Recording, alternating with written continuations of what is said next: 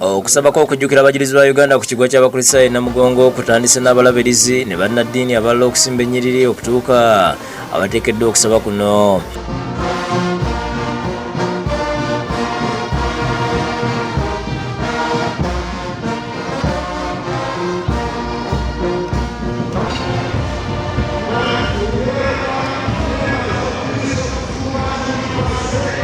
Kwetabyeko abakungu okuva mu gavumenti ya wakati abakulembeddwamu omumyuka wa President retired Major Jessica Alupo, akiikiridde President Museveni, omumyuka wa Speaker Thomas Tayibwa n'abalala okubadde baminisita n'abaka ba Paalamenti.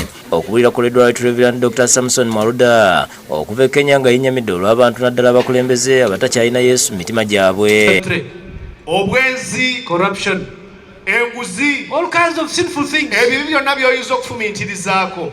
They don't see it as a disobedience. Not for Uganda matters. And that's why what a challenge to us today, when the prevalence of evil practices including sexual immorality, looting of our public resources through corruption,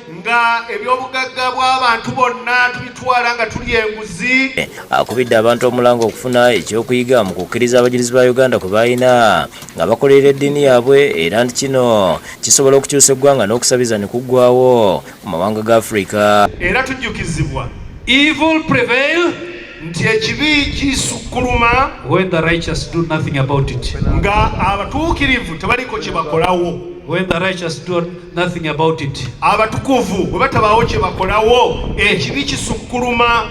Brothers, the Bible tells us, abooluganda Bible yetuyigiriza, submit yourself, mweweeyo, then to God, eri Katonda, resist the devil, mugane Sitaani, and he'll flee from you. The pillars of Uganda matters, eyo yaliamu ku mpagi z'eddugge mu bulamu bw'Abakristaayo bano abajulizi. Friends, abooluganda, that is a prophetic ministry, obwo bunnabbi, which the church is being called to, ekanisa bweyitirwa okukola, to protest against injustice, okuwakanya ebikolwa ebitali bya mazima, protest against tribalism in our land, okuwakanya okusosola mu mawanga mu nsi yaffe, protest against rape, tuvumirire abakwata abakazi n'abawala, against injustices in families, okuwakanya obutabaawo bwa mazima mu maka gaffe.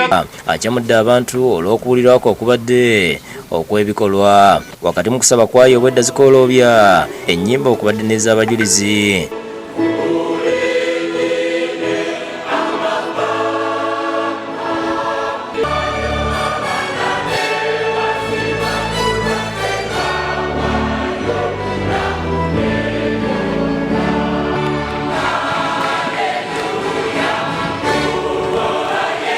Download the app on App Store or Google Play Store now. Vision Digital Experience, the future of media.